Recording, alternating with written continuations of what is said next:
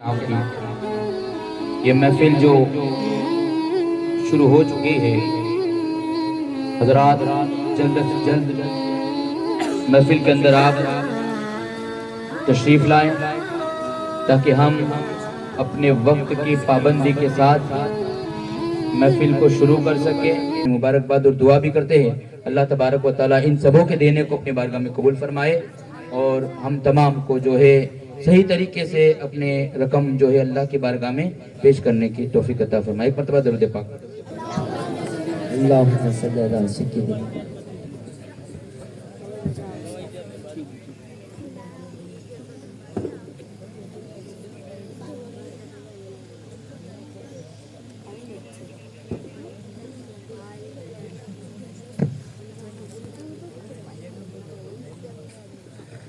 الحمدللہ رب العالمین، الصلاة والسلام علی سید الانبیاء والمرسلین، اما بعد فاعوذ باللہ من الشیطان الرجیم، بسم اللہ الرحمن الرحیم، الا ان اولیاء اللہ لا خوف علیہم ولا هم یحزنون۔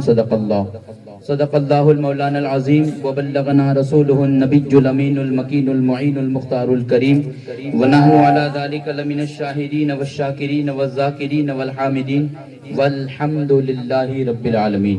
آئیے کچھ عرض و معروض سے قبل اہل سنت و جماعت کی قدیم دستور اور قانون کے مطابق ہم اور آپ سب مل کر اپنے پیارے آقا جناب پاک احمد مجتبی محمد مصطفیٰ ارواحنا فدا صلی اللہ علیہ وسلم کی مقدس اور عالی بارگاہ میں اپنی غلامی کا ثبوت پیش کریں اور جھوم کر کے پڑھیے اللہم صلی علی سیدنا مولانا محمد معدن الجود والکرم والہ وبارک وسلم، صلاۃ و سلاما دائما علیک یا سیدی یا رسول اللہ۔ نبی اور آل نبی پر ایک اور مرتبہ جھوم کر درود پڑھے۔ اللہ رب محمد صلی اللہ علیہ وسلم، نحن عباد محمد صلی اللہ علیہ وسلم، صلاۃ و سلاما دائما علیک یا سیدی یا رسول اللہ صلی اللہ علیہ وسلم۔ حضرات گرامی، آج کی رات بڑی بابرکت رات ہے اور آج کی یہ محفل اس جگہ کے اوپر آخری 11ویں شریف کی محفل ہے۔ سب سے پہلے آپ تمام حضرات کو غوث پاک کی 11ویں شریف میں اپنی طرف سے مبارکباد پیش کرتا ہوں۔ اللہ تعالیٰ پیران پیر سے، روشن ضمیر سے، دستگیر سے ہم سبوں کو اپنے دامن کو ان سے جڑ کر کے ان کے نقش قدم پر ہم سب کی زندگی گزرے، اللہ ایسی توفیق عطا فرمائے۔ چونکہ جس غوث اعظم کے آپ محفل منعقد کر رہے ہیں، ارے ہم تو ان سے محبت کرنے والے ہیں، ان کا نام لینے والے ہیں، ان کے قصیدے پڑھنے والے ہیں۔ اگر غوث پاک سے محبت کوئی غیر بھی کرتا ہے نا تو غوث پاک غیر کو بھی خالی ہاتھ نہیں جانے دیتے۔ بتاؤں میں آپ کو، کسی زمانے کے اندر ایک مسلم عورت جس کی ایک غیر مسلم عورت سہیلی تھی، دونوں کے آپس میں اچھے خاصے تعلقات تھے۔ اب مسلمان جو عورت تھی اس کا نیم اور اصول تھا کہ بڑے پیر، پیران پیر، روشن ضمیر غوث اعظم کی 11ویں شریف ہمیشہ منایا کرتے تھے، مطلب کہ کچھ بنا کر کے نیاز نظر کر کے آپ کے نام کا فاتحہ دے دیا کرتے تھے۔ ہوا ایسا، ایک دن وہ غیر مسلمان عورت سے کہنے لگی کہ تم یہ ہر 11 تاریخ کو کیا کرتے ہو مسلمانوں کی جو 11ویں تاریخ آتی ہے؟ اس نے کہا کہ میں میرے پیر کو، بڑے پیر کو یاد کرتی ہوں، ان کے نام کی نظر کرتی ہوں، اصالہ ثواب کرتی ہوں۔ کہا کہ اس سے فائدہ کیا ہوتا ہے؟ کہا کہ غوث پاک کی 11ویں سے بہت فائدے ہوتے ہیں۔ کہتی کہ جب جب میں زندگی میں مشقتوں میں پڑی، مشکلوں میں پڑی، اور جب بھی میں نے غوث پاک کا نام لیا، اللہ کے فضل و کرم سے غوث پاک نے میری بگڑی کو بنا دی، میری قسمت کو سنوار دی۔ کہا کیسے؟ کہا کہ جب جب بھی مصیبتوں میں پڑی، کاروبار کا معاملہ ہو، ہمارے گھر کا مسئلہ ہو، کوئی بھی مسئلہ ہو، جب بھی میں نے غوث پاک کو پکارا ہے ہمیشہ مدد کی ہے۔ کہا کہ میں تو غیر مسلم ہوں، اگر میں ان کے نام کی محفل منعقد کروں، اگر ان کے نام کو لوں اور ان کے نام کی 11ویں مناؤں تو کیا وہ میری مدد کریں گے؟ تو وہ بچی جوان جو مسلمان تھی وہ کہتی ہے جس طرح اللہ کے رسول صلی اللہ علیہ وسلم کو اللہ تبارک و تعالیٰ نے رحمت للعالمین بنایا ہے، اسی طریقے سے غوث اعظم کو اللہ تعالیٰ نے غوث العالمین بنایا ہے۔ یعنی کہ حضور جس جگہ کے لیے رحمت بن کر کے آئے، حضور نباتات کے لیے رحمت، حضور جمادات کے لیے رحمت، حضور حیوانات کے لیے رحمت، حضور چاند کے لیے رحمت، حضور سورج کے لیے رحمت، حضور آسمانوں کے لیے رحمت، حضور زمین کے لیے رحمت، یعنی کہ ساری کائنات کے لیے حضور رحمت للعالمین ہے۔ جس جگہ کے میرے مصطفیٰ رحمت للعالمین ہے، اس جگہ کے غوث اعظم غوث العالمین ہے۔ اس مسلمان عورت نے اس کو سمجھایا کہ وہ ضرور مدد کریں گے، تو پھر اس نے بھی آہستہ آہستہ 11ویں شریف منانی شروع کر دی۔ اب وہ کیا ہوتا، ہر 11 تاریخ کو غوث پاک کی 11ویں مناتی، ہر 11 تاریخ کو یہ کام کیا کرتی تھی۔ ایک دن ایسا ہوا کہ ان کے قریب میں ایک منافق رہتا تھا، مطلب کہ دونوں طرف باجے بجانے والا ایک منافق رہتا تھا۔ ہوا ایسا کہ سفر کا موقع آیا، منافق نے کہا، اس بد مذہب جو غیر مسلم تھی اس سے کہا، اس کے شوہر سے کہا کہ میں سفر میں جا رہا ہوں، تم بھی سفر کر رہے ہو، کیوں نہ ہم ساتھ میں سفر کریں؟ کہا کہ ٹھیک ہے، بھروسہ کر لیا، کہا ٹھیک ہے بھروسہ کر کے آگے بڑھے۔ ہوا ایسا کہ چند منزلیں طے کر کے آگے بڑھے تھے، وہ منافق جو مسلمان تھا، وہ منافق کی نیت کے اندر خرابی آئی۔ اس نے سوچا کہ یہ جو غیر مسلم عورت ہے، اس کے گلے کے اندر طرح طرح کے زیورات ہیں، اس نے کان کے اندر اچھے قیمتی زیورات پہنے، اگر ان زیورات کو میں کسی بھی طریقے سے حاصل کر لوں تو میں مالدار ہو جاؤں گا، میں امیر ہو جاؤں گا، میں بہت بڑا رئیس ہو جاؤں گا۔ یہ سوچ کر کے اس منافق مسلمان نے کیا کیا، منافق کا ایک آپ کو میں یہ بتا دوں کہ منافق کہتے کس کو ہے۔ منافق جو ہے ہر زمانے میں رہے، حضور کے زمانے میں بھی منافق تھے۔ جب منافق لوگ حضور کے پاس آتے تو یہ کہتے کہ حضور ہم آپ کے ہیں، اور ابو جہل ابو لہب کافروں کے پاس جاتے تو کہتے کہ ہم آپ کے ہیں، مطلب ادھر سے بھی کھانا کھا رہے تھے، ادھر سے بھی کھانا کھا رہے تھے، جہاں ان کو مزہ آتا وہ اپنی زندگی گزارتے۔ منافق کی یہ ایک دم بالکل شارٹ میں نے آپ کو ڈیفینیشن کر دی کہ منافق کسی کو کہا جاتا ہے جو آپ کے پاس آپ کا رہے، آپ کے دشمنوں کے پاس آپ کا رہے۔ وہ منافق آگے بڑھتے بڑھتے اس کے دل کے اندر خیال آیا کہ کیوں نہ میں اس کے شوہر کو مار دوں اور اس سے سارے زیورات حاصل کر لوں۔ اس نے نیت کی اور خنجر نکالا، خنجر نکالنے کے بعد وہ غیر مسلم کا جو شوہر تھا اس کو مار دیا۔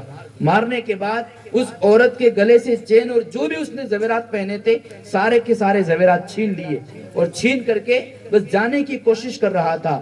اور اس عورت کے حوالے سے کہا جاتا ہے وہ غوث پاک کی 11ویں منا رہی تھی، وہ غوث پاک کی 11ویں منا رہی تھی، اور اس کی مسلمان سہیلی نے اسے کہہ رکھا تھا کہ جب بھی تو مصیبت میں پڑ جانا، جب بھی تیرے اوپر کوئی کٹھن وقت آئے تو بغداد سے میرے پیر کو یاد کرنا، بغداد کی طرف اپنی نظر گھمانا، اس طرف ذہن دوڑانا اور ان کو یاد کرنا، وہ ضرور تیری مدد کریں گے۔ یہ اپنی آنکھوں سے آنسیں بہاتی جاتی اور کہتی جاتی، اے بڑے پیر میری لاج رکھ لینا، اے میرے آقا میں آپ کی ہر مہینے 11ویں منا رہی ہوں، میری لاج رکھ لینا۔ کتابوں میں لکھا ہے اچانک ایک قافلہ وہاں سے نکلا، اس جگہ سے ایک قافلہ نکلا، اس قافلے کے اندر سے ایک بزرگ آئے جس کو یہ عورت صحیح طریقے سے دیکھ نہ سکے، ان کے چہرے کا جلال، ان کے چہرے کا جمال، ان کے چہرے کی خوبصورتی آپ کی طرف توجہ نہ ہو سکی۔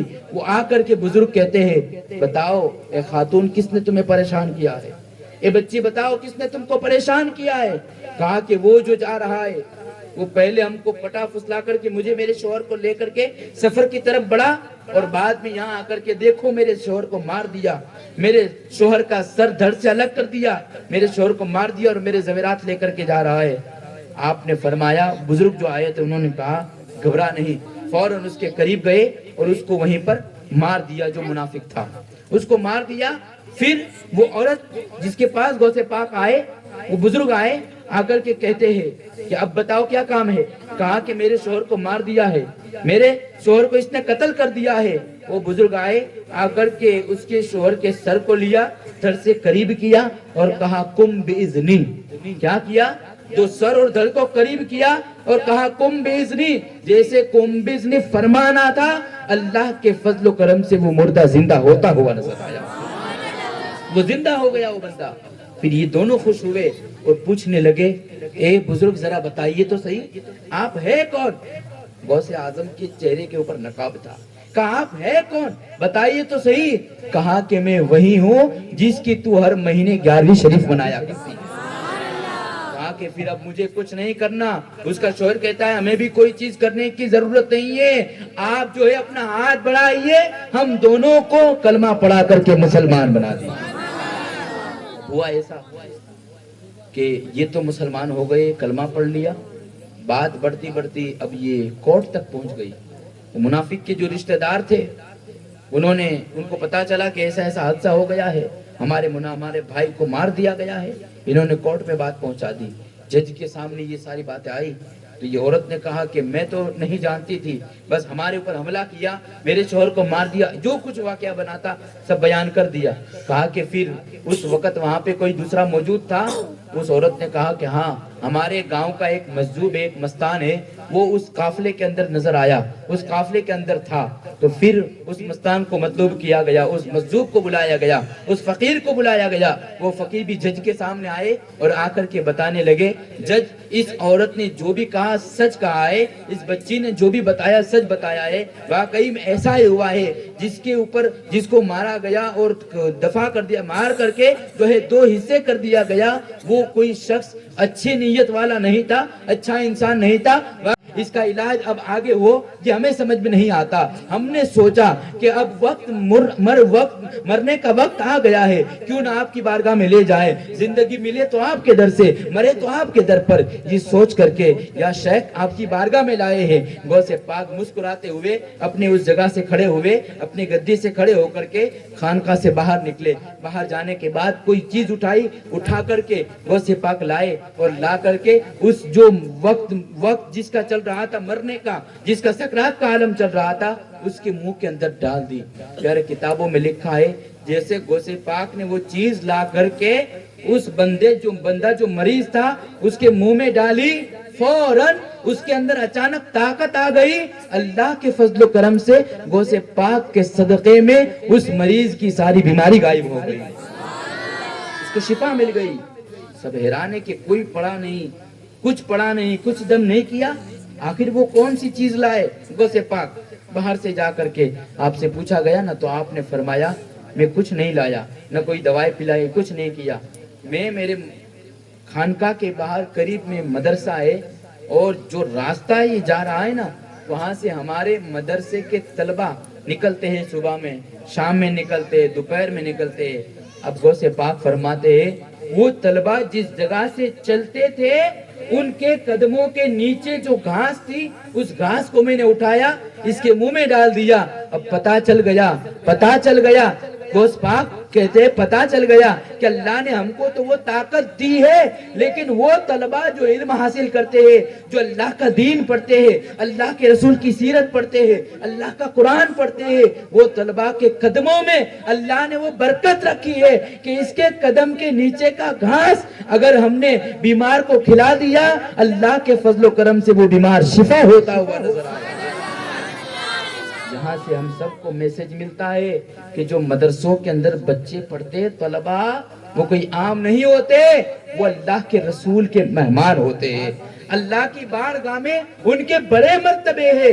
بلکہ آقا فرماتے ہیں کہ جب ایک طالب علم، یعنی علم کا حاصل کرنے والا، ایک طالب علم دین کا علم حاصل کرنے کے لیے، دین کے علم کو حاصل کرنے کے لیے اپنے گھر سے نکلتا ہے، تو اللہ کے فرشتے اس کے قدموں کے نیچے اپنے پروں کو بچھا دیا کرتے ہیں، اپنے پروں کو بچھا دیا کرتے ہیں.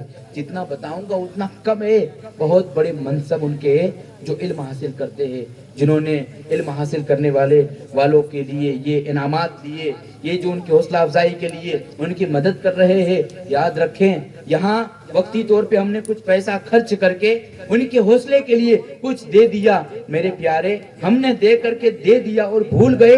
لیکن آخرت کے اندر اللہ تبارک و تعالی جب اس کا اجر دے گا تو آپ یہ سوچیں گے ایک کاش ان طلباء کے ہم کچھ اور مدد کر دیتے، ایک کاش کچھ اور دے دیتے تاکہ ہماری آخرت میں یہ نیکیاں ہمیں کام آتی. واقعی میں سب کے سب لوگ مبارکباد کے قابل ہے. میں سب کا شکر گزار بھی کرتا ہوں، تمام کا جنہوں نے حصے لیے، جنہوں نے جس طریقے سے سپورٹ کیا محفل کے اندر، طلباء کے لیے، مدرسے کے لیے جس طریقے سے بھی آپ سپورٹ کر رہے ہیں، بڑے مبارکباد کے قابل ہے. آپ سب لوگ اللہ کی بارگاہ میں دعا ہے جو باتیں بتائی مجھے، آپ کو، ہم سبوں کو ان باتوں پر عمل کرنے کی توفیق عطا فرمائے. غلطی سے اگر کوئی جملہ نکل گیا ہو، مولا تعالیٰ میرے غلط جملے کو اپنے فضل و کرم سے معاف فرمائے. وآخر دعوانا ان الحمدللہ رب العالمین. صلاۃ والسلام کے صلی اللہ علیہ یا رسول اللہ وسلم علیک یا حبیب اللہ مصطفیٰ جان رحمت پہلا او سلام شمع پنج ہدایت پہلا او سلام مصطفیٰ جان رحمت پہلا او سلام شمع پنج ہدایت پہلا ایک میرا ہی رحمت میں دعویٰ نہیں شاہ کی ساری امت پہ لاکھوں سلام مصطفیٰ پہ لاکھوں سلام شمع بز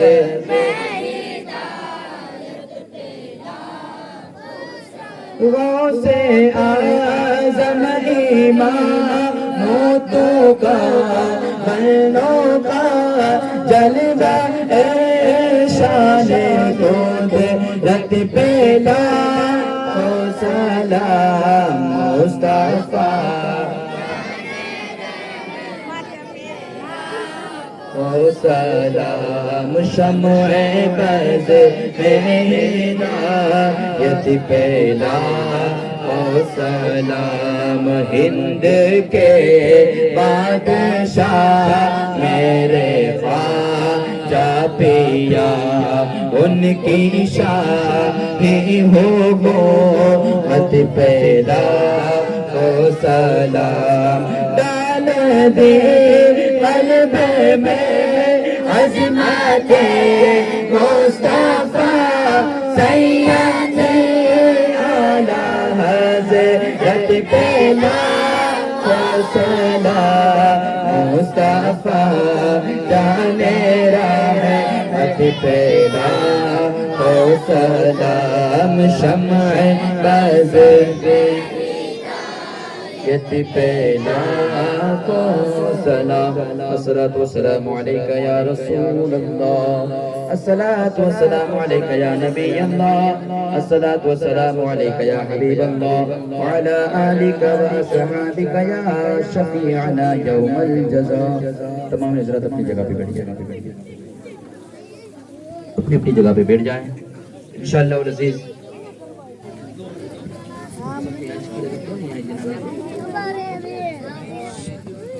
سادات اکرام کے ہاتھوں سے جو ہے بچوں کی حوصلہ افزائی کریں گے اور جو ہے بچوں کو جو جن جن لوگوں نے انعام وغیرہ دیے ہیں وہ سارے انعام انشاءاللہ میں نام وائز نام لوں گا انشاءاللہ وہ بچوں کے انعام وغیرہ پیش کر دیے جائیں گے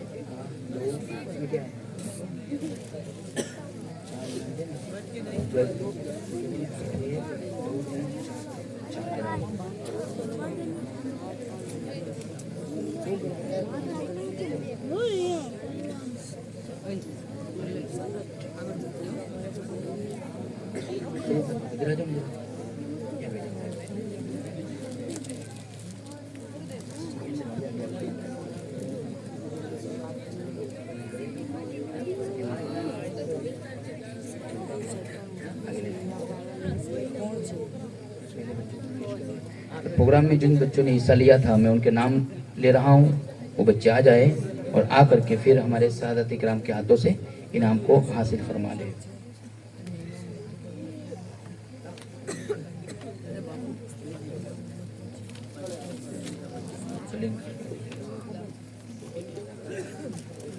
سب سے پہلے بیلم ثاقب فیروز بھائی سید صاحب کا ہاتھ لے لو ماشاء اللہ